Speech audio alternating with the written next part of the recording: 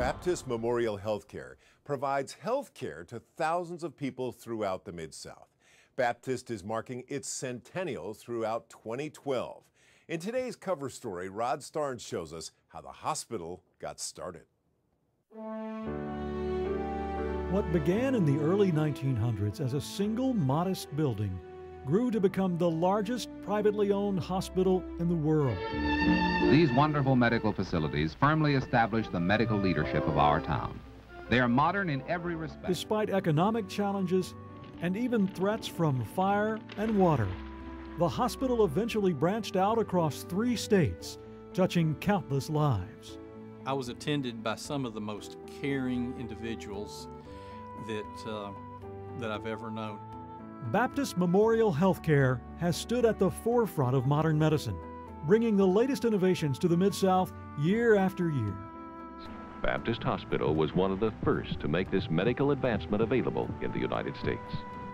Join us as we take a look back at memorable moments in the history of Baptist with some of the people who worked here and some of the patients they served. They made it a very special time for me. It was a wonderful memory. Wonderful memories of Baptist through 100 years of care.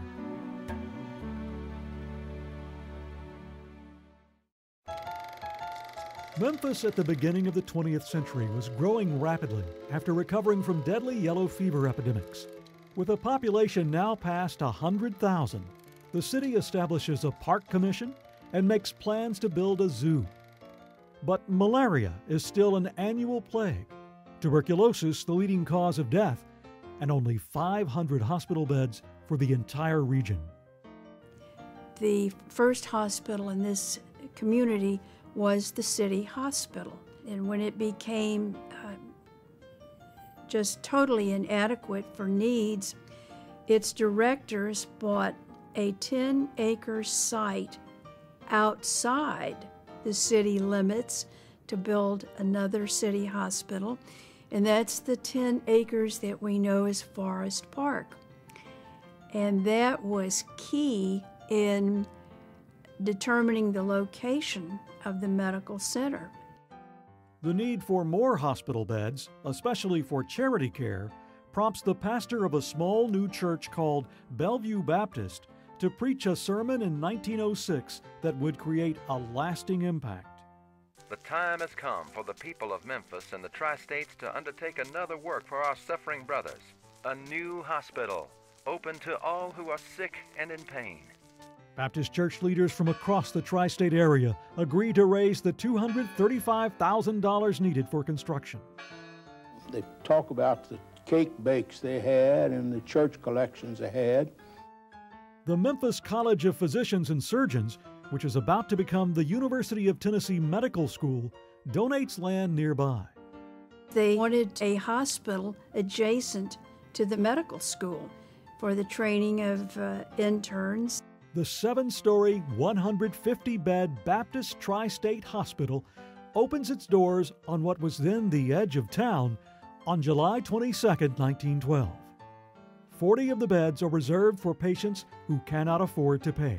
It opened its doors with the mission of following the threefold ministry of Christ, that of preaching, teaching, and healing.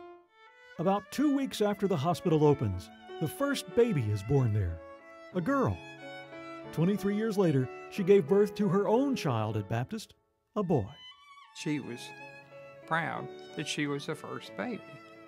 And me, my brother, and my sister were all born at Baptist. At the same time the hospital opened, so did its School of Nursing, with about 24 students. And they lived and worked in the hospital, and they were taught by physicians. By the time they were juniors, they were head nurses on wards. They felt they were running the hospital. But in 1914, most of the nursing students are sent home.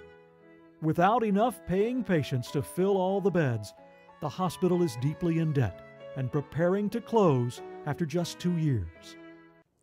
Of course, Baptist went on to become one of the largest hospital systems in the world.